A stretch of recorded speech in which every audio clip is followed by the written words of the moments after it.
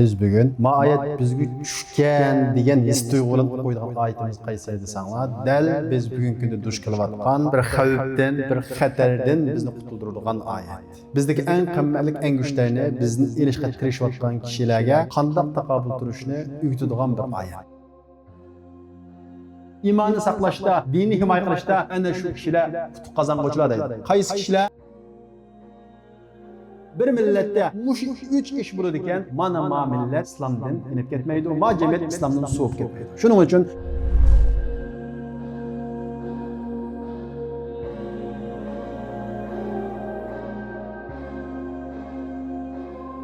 Elhamdülillah ve salatu ve selamu ala Rasulillah amma ba'd. Assalamu alaikum ve rahmetullahi ve berekatuhu qardaşlar. Hemenler hoş geldinler. Biz bugün Allah'ın rahmeti ve fezli bilen yani şu Uygurlarga tushgan ayet namlıq dersimizden devamını okuyumuz. Biz bugün qaysi ayetni okuyumuz? Yani biz bugün ma ayet bizga tushgan degan his tuyg'ulan o'qiydigan ayetimiz qaysi desanglar, dal biz bugungi kunda duch kelayotgan bir xavfdan, bir xatardan bizni qutuldiradigan ayet. Bizdagi eng qimmatli eng kuchlarni bizni ilishga tirishayotgan kishilarga qanday taqobil turishni o'rgatadigan bir ayet. Bilginimizdek aziz qarindoshlar, biz Uyg'ur millatiningki eng qimmatli eng kuchlari bizning dinimiz islom dini. Chunki biz islom dinimizdan uyg'unimiz, islom dinimiz bilan zulmdan qutulamiz, islom dinimiz bilan ma'rifatga erishimiz. Xuddi tarixda erishgandek, xuddi Qorxonlar davrida islom qabul qilgandan keyin sha'ni shavkatlik bir davlatni qurganga o'xshash va shundaqlar nurg'unlagan madaniyatlarni yaratganga o'xshash va shundaqlar dunyoga ta'sir ko'rsatgan olimlarni yetishtirganga o'xshash. Xuddi islom dini bilan uyg'unib ikki jumhuriyatni qurganga o'xshash.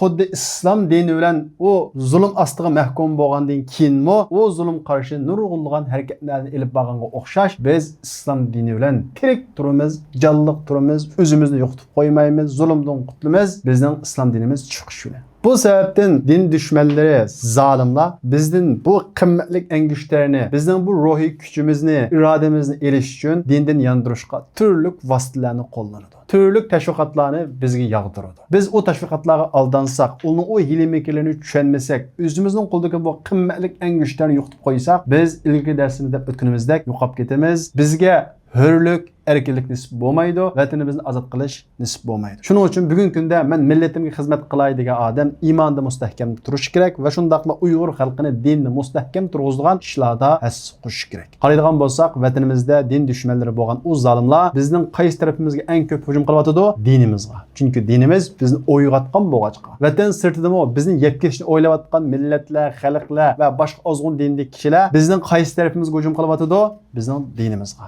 Shuning uchun bugungi kunimizda biz dinimizni saqlaydigan omillarga, dinimizni qanday qilib saqlaymiz, buni ko'rsatib turadigan yo'llarga intayin ehtiyojli. Alloh subhanahu va taoloning bizning bugun o'qiydigan oyatimiz bizga ana shu yo'llarni ko'rsatib turadi. Qaraydigan bo'lsak, Alloh subhanahu va taolo: "Ya ayyuhallazina amanu in tuti'u fariqan minallazina utul kitab yaruddukum ba'da imanikum kafirin." Allah subhanahu wa ta'ala müminlarni aziz qilishni irod qilgan bo'lg'achqa va shundaqla zulm qarshi turish uchun, o'zining hurlikka erishtirish uchun, o'zining vatanini azod qilish uchun, o'zining hurlikka erishtirish uchun Allah subhanahu wa ta'ala bizlarga yo'llarni ko'rsatib, Allah subhanahu wa ta'ala bu oyatda deydi: "Ey Allohga ishongan kishilar, ey Allohga ishongan Uyg'ur musulmonlari, in tuti'u fariqan minallazina utul kitab." Kitob berilgan kishilardan ma'lum bir firqaga, ma'lum bir to'pga ergashsanglar. Ya'ni sizlarni dininglarni yondirish uchun harakat qilayotgan u to'pga, u kishilarga ergashsanglar, yaruddukum ba'da imanikum kafirin. Sizni ular iymoninglardan yondirib to'xtaydi. Qarab baqadigan bo'lsak, chet elga chiqqandan keyin bu bizni iymondan yondiradigan tashviqotlar, vositalarning hech qaysisi to'xtab qolmoqlik. Bizga yaxshilik qilayotgan, bizning Uyg'ur deb bizning gapimizni qilayotganlarni shu esimizda bo'lish kerakki, bir maqsadi bor. Masalan, nurg'unlagan davlatlar nupus beradi, uy beradi. Nima uchun? Bekormi? Dunyoda bekor narsa yo'q. Ular bizning bir narsani olmoqchi. Bizni olmasa, avlodimizni olmoqchi. Biz orqali, avlodimiz orqali o'zining dinini tarqatishni, o'zining ideologiyasini tarqatishni iroda qilmoqchi. Shuning uchun mayli Yevropada yashaylik, mayli Amerikada yashaylik, mayli Turkiyada yashaylik, o'zimizning iymoniga hizli bo'lishimiz kerak. Ehtiyotchan bo'lishimiz kerak. Birisi bizga nupusni tanglab, ol nupus deb iymonimizni voz kechishga undisa va yoki shuningga tashviq qilsa, buning aldanmasligimiz kerak. Birisi bizga uyni tanglab, uyni ol, Ammo ballarning iymoni bizga ber. Ballarning iymoni yondu deb mana bu shunday tashviqotlarni vositalik holda qilsa, uningga asla va asla aldanmasligimiz kerak. Ularga asla va asla ergashmasligimiz kerak. To'g'ri, boshqalarga yordam olsak bo'ladi, nufus olsak bo'ladi, uy olsak bo'ladi, ilm o'rgansak bo'ladi, texnika o'rgansak bo'ladi, siyosiy jihat ittifoqlasak bo'ladi. Ammo iymonimizdan ayrilmaydi. İmandan ayrılıp durup erişken öyünün ne faydası? İmanımızdan çekinip durup erişken o nüfusun ne faydası? İmanımızdan vazgeçip durup erişken o yardımınki, o siyasi ittifakla ne faydası? Hiçbir faydası yok. O fakat ulağa kul buluş, ulağının hizmetkarı buluşun başka bir yol emas. Biz başkalarla ittifaklaşımız, başkalardan yardım alımız, malum şartlarga tushsak, ama imanımızı qo'ydigan asasda. Bu bizning birinchi meselemiz bo'lishi kerak. Agar unda bo'lmaydigan, yaruddukum ba'd imanikum kafirin. Iymon etgandan keyin ana shundaq vositalar bilan, ana shundaq har xil yo'llar bilan, har xil pullar bilan, har xil yordamlar bilan bizni iymon etib bo'lgandan keyin kendimizga kafir qilib o'tadi biz. Kafir qilib to'xtaydi ular. O'ziga o'xshash qilib to'xtaydi. Bunun qarta sezgür bo'lishimiz uchun Alloh subhanahu va taolo bu oyatda davatadi. In tuti'u fariqan minallazina utul kitab. Ma kitob berilgan ahli kitoblarning ba'zisiga agasanglar, ular sizni iymondan yondirib to'xtaydi. Shuning uchun musulmon degandan bir qimmat qarashi bo'lishi kerak. Bir prinsip bo'lishi kerak. G'arib nim desa, shariq nim desa, ergişi vermey. Men bir musulmon oyat hadis nim dedi, Alloh subhanahu va taolo nim dedi, bunun qarab harakat qilish kerak. Qarg'ulacha boshqalarga ergashmaslik kerak. Agar ergishib versak, ular bizni qanday to'xtaydi? Kafir qilib to'xtaydi. Wa kayfa takfuruna wa antum tutla alaykum ayatullohi wa fiikum rasuluh. Sizlar qandaqmi kafir bo'lasizlar? Qandaqmi dindan yanasizlar? Qandaqmi dindan suslushsizlar? Vaholanki Allohning oyatlari sizlarga tilovat qilinayotsa, Allohning oyatlari sizlarga tushuntirilibsa, so'zlanayotsa, sizlar Alloh nim dedi, oyat nim dedi, hadis nim dedi deb u haqda izlanmay, u haqda o'rganmay, nima uchun kafirlarga aldinib, keyninglarga chekinisizlar? Kafir bo'lasizlar. Va fiikum rasuluh. Sizlarning oranglarda Allohning elchisi tursa, Allohning elchisi qoldirib ketgan hadis tursa, go'zal namuna tursa, nurg'ulgan tarixlar orqali Allohning elchisi bizga izzatning yo'lini, sharafning yo'lini, g'albining yo'lini ko'rsatib qo'ygan tursa, nima uchun sizlar ana shunday o'rnaklar tursa, kafir bo'lasizlar. Ma'lum manfaat deb iymonini suslasizlar. Va may ya'tasim billah faqad hudiya ila siratin mustaqim. Qanda bir odam Allohga mustahkam yepishidi ekan, mustahkam eslidi ekan, dinga chin eslidi ekan, faqad hudiya ila siratin mustaqim. Tüp-tüz to'g'ri bo'lgan yo'lga hidoyat qilingan bo'ladi. Allohga eslgan odam dinda mustahkam turgan odam andan keyin to'g'ri yo'lda mangan bo'ladi. Ma'lum manfaatlar uchun qayib ketgan, prinsipidan voz kechgan kishilar emas. Unda bo'lsa qanday qilib iymonimizni mustahkam turamiz?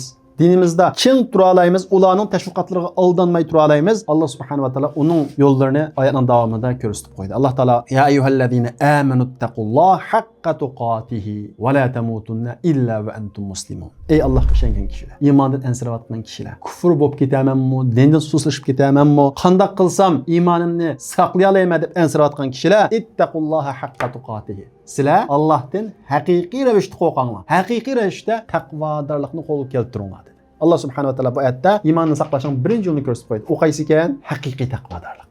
Yasalma taqvodorlik emas. Haqiqiy taqvodorlik. O'shanda bo'lsa taqvodorlik degan nima? Biz ilgari darsimizni tushuntirib bo'ldik. Shunda bo'lsa qisqacha eslab o'tsak, taqvodorlikning nima ekanligini biz sahobalarning tilidan anglasak, Umar ibn Xattob radhiyallohu anhu Ubay ibn Ka'b degan sahobadan, "Ey Ubay, taqvolik degan nima?" deb so'radi. Ubay ibn Ka'b radhiyallohu anhu, "Ey Hazreti Umar, siz tikanlik yo'lda mengib baqqanmi?" dedi. Hazreti Umar mengib baqqan dedi. "Qanday mengasiz?" dedi. "Kiyimlarimni yig'ib, noyat diqqat qilib, putamga tikan kirib ketmasin deb shuni ehtiyot qilib mengama" dedi. Ubay ibn Ka'b taqvolik shunga o'xshaydi dedi. Ya'ni siz dinda taqvo bo'lmoqchi bo'lsangiz, oldingiz kelganning hammani yeyvermay, og'zingiz kelganning hammani devermay, kim uchursa do'stlar mengivermay, qanday ish kelsa halol harom ayirmay qilivermay, nimada ko'p pul topqili bo'ldi ekan, uni qilivermay, diqqat qilib halalmi harommi uni ehtiyot qilib qilsangiz, ondan keyin bu taqvolik bo'ladi dedi.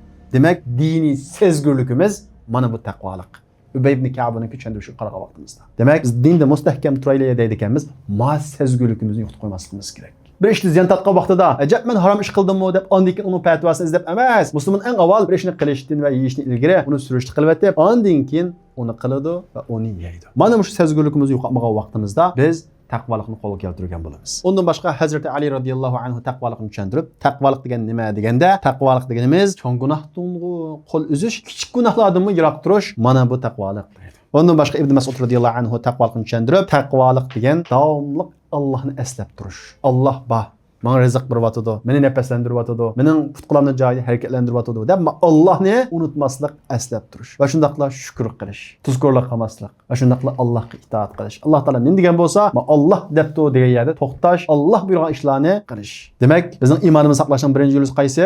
taqvodorlik. Undan boshqa shubhilik ishlardan yiroq turish mana bu taqvodorlik. Biz taqvodorlik haqidagi darsimizda bu haqida tafsiliy to'xtaldik. Demak, iymonimizni saqlashning birinchi yo'li taqvodorlik. Ondan keyin Alloh taolo bu oyatning davomida va la tamutunna illa va antum muslimun. Sizlar musulmon holatda o'linglar deydi. Bu deganlikni degan gap taqvodorlik olsun, iymonimiz mustahkam turishi olsun, dinimizni chin saqlash olsun, bir qatim qilib qo'yish bilan, bir qatim iymon aytib qo'yish bilan yoki bir qatim ehtiyot qilib qo'yish bilan bo'lmaydi. Mushu taqvoligimizni, mushu iymonga bo'lgan sezgurligimizni, ehtiyotchiligimizni hayotimizning oxirigacha minishimiz kerak. Ana shunday qilgan vaqtimizda ondan keyin biz Alloh subhanahu va taolo degandek musulmon holatda o'lalaymiz. Nurg'un kishilar va taqvo, ammo hayotning ma'lum qismiga kelgan vaqtda yo'ldan ezib ketadi. Biz bilamiz, ko'rdik, vatanda shunday taqvo kishilarni ko'rdik. Ammo chet elga chiqqandan keyin suslab ketgan, yo'ldan adashib ketgan, joylayotgan nurg'un kishilarni ko'rdik. Shuning uchun ma taqvodorligimizni izchil qilishimiz kerak. Musulmon peti ulab ketishimiz uchun tirishchilik ko'rsatishimiz kerak. Ondan keyin Alloh subhanahu va taolo iymonni saqlashning ikkinchi yo'lini ko'rsatib, oyatning davomida wa'tasimu bihablillahi jami'an va la tafarraqu. Allohning arg'amchisiga mahkam eslanglar, bo'lanmanglar deydi. Bu oyat orqali Alloh subhanahu va taolo bizning iymonni mustahkam turishimiz uchun nimaga buyuryapti? Birlikka, jamoatlashishga, diniy qarindoshlikqa buyuryapti. Inson yolg'iz bo'lib qolsa, iymonni qo'llashi nihoyat tez. Xuddi yolg'iz qo'yni bo'ri tizigandek, yolg'iz musulmonni shaytonning bo'ri tiziyib ketadi. Qarindoshlik, jamoat, birlik iymonni qo'llash nihoyat muhim. Musulmonlik degan kollektiv bilan andekini himoya qiladi. Shuning uchun Alloh taolo wa'tasimu bihablillahi jami'a va la tafarraqu. Birlikda Allohning ag'amchisiga, ya'ni Allohning diniga mahkam eslanglar, bo'lanmanglar. Bilib kelsak nima bo'ladi? Dindan yenib qolamiz.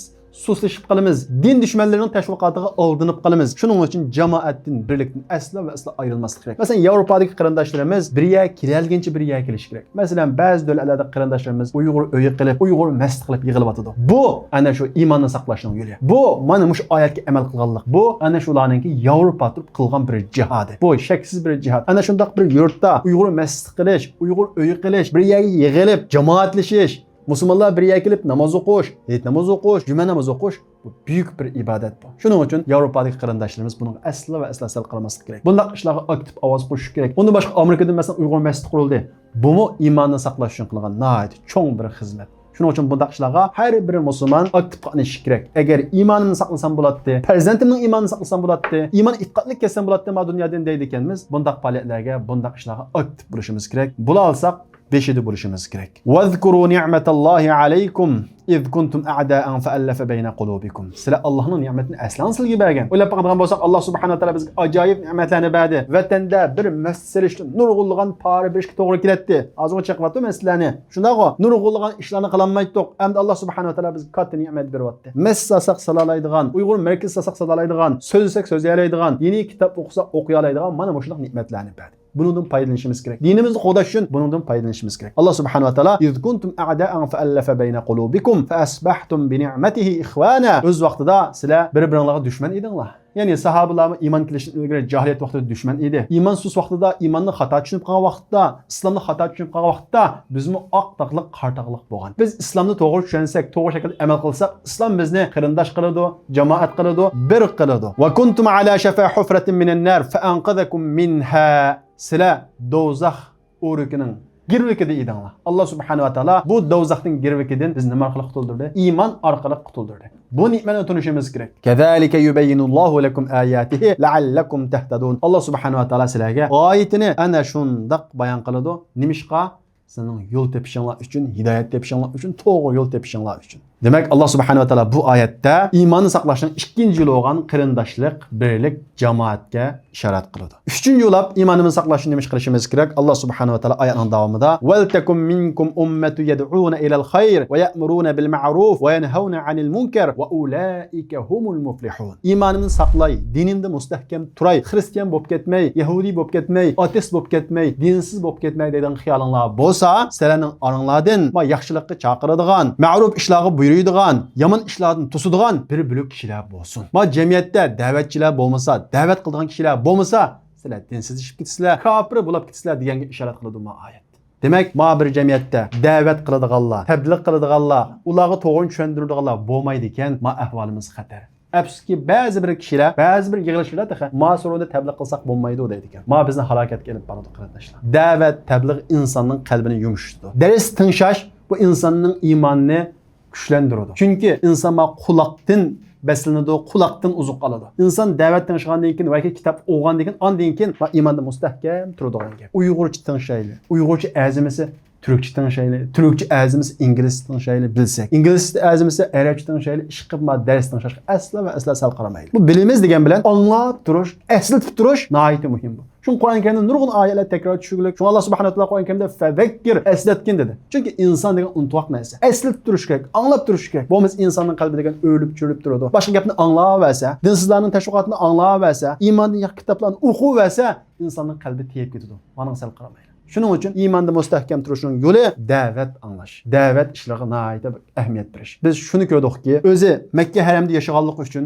da'vatga o'zi ehtiyoji yo'qdek his qilib, da'vatga sal qaragan, tabliğga sal qaragan bundaq kishilarningki susishib ketganligini ko'rdik. Ammo Yevropada yashab, men iymonimni saqlasam bo'ladi degan g'amga kelib, da'vat tinglashab, tabliğ tinglashab nihoyat taqvolashib ketgan, nihoyat yaxshi odam bo'lgan kishilarni ko'rdik. Demek bugün günümüzde davet bizim qutuluş yolumuz. Ve ulaike humul muflihun. İmanı saqlashda, dini himoya qilishda ana shu kishilar futuq qozong'uvchilar deydi. Qaysi kishilar? Birinchi ulab taqvo bo'lgan kishilar. Ikkinchi ulab birga kelgan jamoat bo'lgan, birlik bo'lgan kishilar. Uchinchi ulab ularning orasida tabliğ qildigan kishisi bo'lgan kishilar. Agar bir jamiyatda, bir millatda mush 3 ish bo'ladi ekan, mana ma millat islomdan inib ketmaydi, ma jamiyat islomdan suvib ketmaydi. Shuning uchun men islom uchun tuhfa qo'shay deydigan kishilar shu nuqtaga alohida ahamiyat berish kerak. Shu nuqtaga kuch chiqarish kerak. Ana shunda qilgan vaqtimizda va ulaika humul muflihun dedi Alloh subhanahu va taolo. Ana shu kishilar nijot topadi dedi. Va la takunu kallazina tafarraqu va ikhtalafu min ba'di ma ja'ahumul bayyinat. Sizlar taqvolikni tashlab, qarindosh bo'lishni tashlab, da'vat anglashni tashlab, ularga hujjat kelgandan keyin ixtiloflashib, pirqi bo'lib ketgan kishilardek bo'lmanglar. Demek sizlar taqvolikni tashlasanglar, birlik bo'lishni tashlasanglar, da'vatni tashlasanglar, ana shunda ochiq hujjat kelgandan keyin ixtiloflashib, pirqi bilingan kishilarning qatoridan bo'lib ketisizlar degan ishorat qildi oyat. Ve ulaike lehum azabun azim. Aşulağa yani taqvolikni tashlab, birlik bo'lishni tashlab, jamoat bo'lishni tashlab, da'vatni tashlab, ondan keyin bilingan ixtiloflashgan kishilarga qattiq ig'ir azob bor deydi Alloh subhanahu va taolo qiyomatda, o'lgandan keyin. O qiyomatda yawma tabyaddu wujuh va taswaddu wujuh. Bazı yüzler opaq bo'ladi. Va taswaddu wujuh, bazı yüzler qapqara bo'ladi. Fa ammallazina aswaddat wujuhuhum akafartum ba'da imanikum fadhuqul azaba bima kuntum takfurun. Amma yüzleri qapqara bo'lib ketgan kishilarga farishtalar akafartum ba'da imanikum.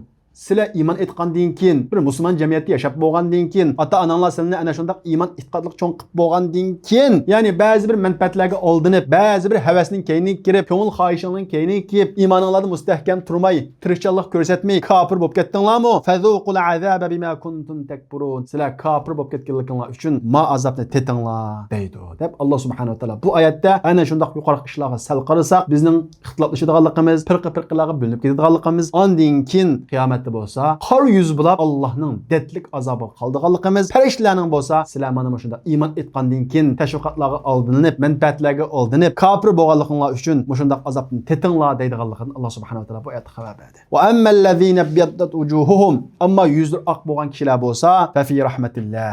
Ular iymonda mustahkam turganligi uchun, iymonda chekinmaganligi uchun, ixtiloflashmaganligi uchun, bo'linmaganligi uchun qiyomat kunisi Allohning rahmatida bo'ladi. Jannatda bo'ladi. Hum fiha xolidun. Ular o cennette mengu qoladi deydi. Tilka ayatullohi natluha alayka bil haqq.